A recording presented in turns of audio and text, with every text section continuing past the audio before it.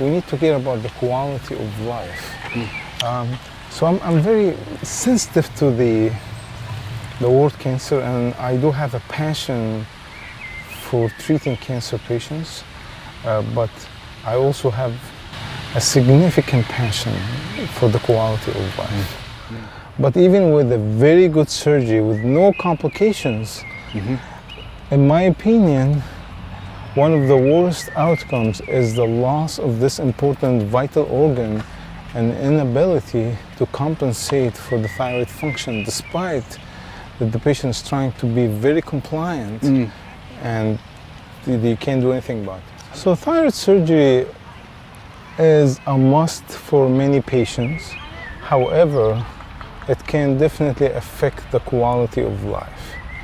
1 out of 5 patients after removal of their thyroid, they will never feel normal again, despite they are very compliant and they have normal thyroid function and they're taking their medications and everything looks good on paper.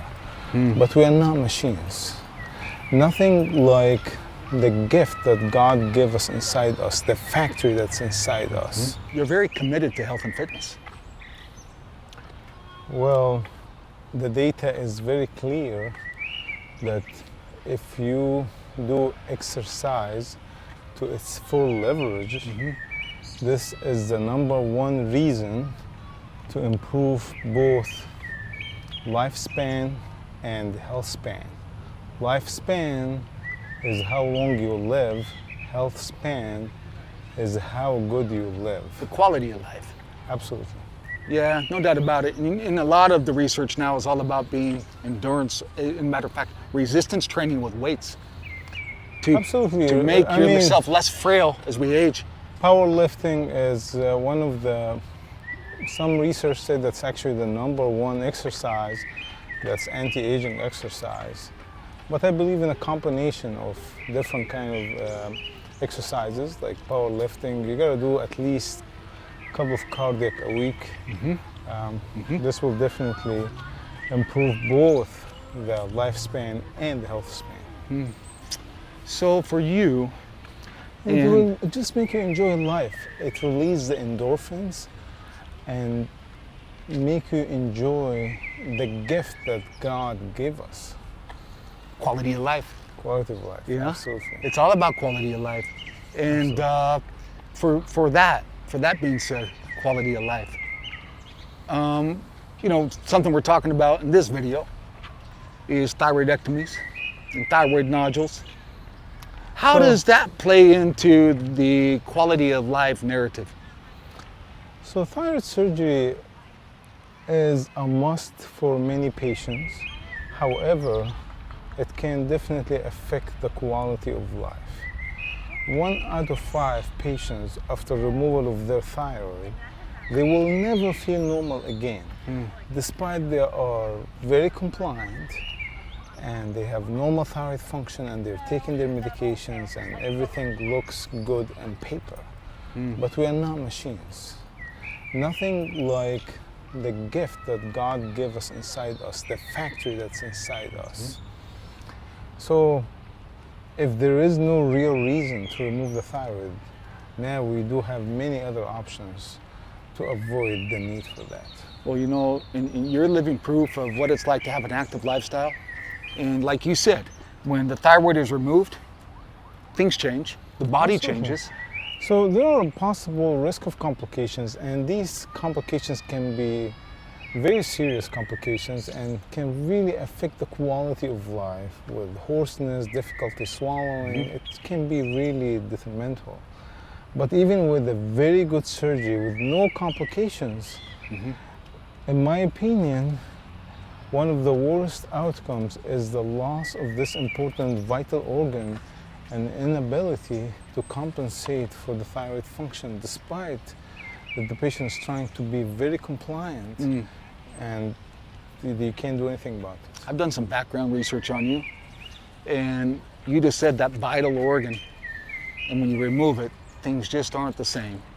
And you talked about preserving an organ that your body was given and try not to take it out, but I think it's important to emphasize right now for anyone watching this video that you're a surgeon. You have done thyroidectomies, but you've also done almost maybe more than 1,000 ablation procedures where you avoided a surgery. And my question for you is, you're a thyroid surgeon. You get paid probably more money to do a thyroidectomy, but many times you're advocating to your patient to not do a thyroid surgery and to do what you call a thyroid ablation instead. I get paid very well for doing thyroid surgery, but we are not here for business. I would like to really make an impact on patients' life. You know, a big part of what I do for a living is research, and I believe with research you can help identify findings and solutions for problems that can affect not just certain number of patients that you operate on, but a significant number of population and help humanity. Mm-hmm. And by trying to avoid thyroid surgery when you can avoid it, it's really just something just very satisfying, and patients are very grateful and very fulfilling. You know, when you have a patient with thyroid cancer and you're able to treat this and make even the cancer disappear without surgery, mm-hmm.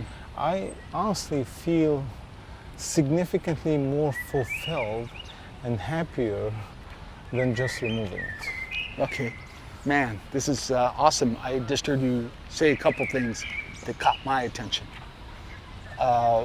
One is that you're treating patients with thyroid cancer without surgery. You're preserving the thyroid. I think if there's any part of this video for a patient watching, that we should highlight that in big capital letters, that you're treating patients with thyroid cancer without surgery, preserving the thyroid. And then you're also saying that just that, what happens when you preserve the thyroid whenever possible? Absolutely. So we do thyroid surgery for thyroid cancer, but for many other benign diseases. When you have a large thyroid causing compressive symptoms or hyperactive thyroid, mm-hmm. and these are very easy to manage with non-surgical options too. Mm. But for cancer, we just learned that you just have to take the cancer out. Mm. But recently, over the last few years, we've been talking about active surveillance, mm-hmm. monitoring the cancer, and just watching which one will progress and which one we can just actually monitor. Mm-hmm. Well, how about this right now? We have an option to just completely eradicate the cancer, or at least eradicate most of the cancer, mm-hmm. without just watching it and hoping that it's not going to spread. And we do have the modalities to do that.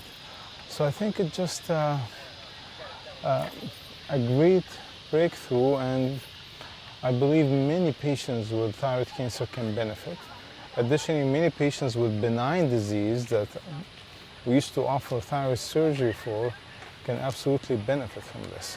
In my own practice, over the years, I mean, I've been in practice for like 20 years now, and I performed over 5,000 of these procedures in general. And I can tell you, since I adopted this new novel technologies with ablation, either with radio frequency, microwave, or others, I end up doing less surgeries. But you know what? I'm happier. I feel like I'm more fulfilled. I feel I have happier patients who are able to preserve their thyroid, and they are more grateful. And just it's refreshing. I would love to leave a legacy about this. But it's just a very fascinating time that we are studying this and finding that we can do more and more for these patients without the need for aggressive intervention. It's very refreshing to hear a surgeon say he wants to save the thyroid and really help a patient preserve their quality of life. Listen, Philip, you know, I did have surgery myself, and my family and many of my close family had many surgeries, and I do have cancer in my family, and I lost my father for cancer. So the word cancer is a big thing, but thyroid cancer is not like other cancers, and we can manage it. So I feel like we just need to really be very careful about being aggressive in certain patients when we just want to be aggressive with interventions. And we need to care about the quality of life. So I'm very sensitive to the word cancer, and I do have a passion for treating cancer patients, but I also have a significant passion for the quality of life.